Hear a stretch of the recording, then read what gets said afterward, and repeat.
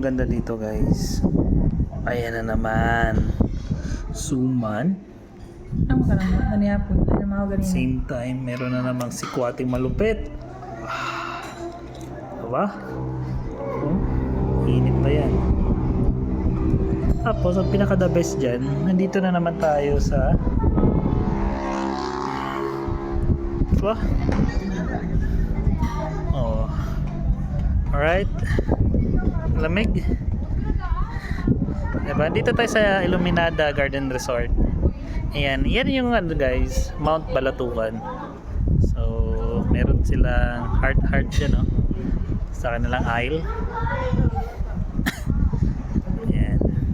Tapos, nandito rin yung Maze Garden. Ito yung Maze Garden nila. Then, as per desk officer, mayroon daw ng ano doon, playground ng mga bata. Then, pwede ka mag-overnight stay dito. So, yan. This is Iluminada Garden Resort. Yan. So, balik muna tayo dun sa Sikwate. Wow. Shh. Let's go!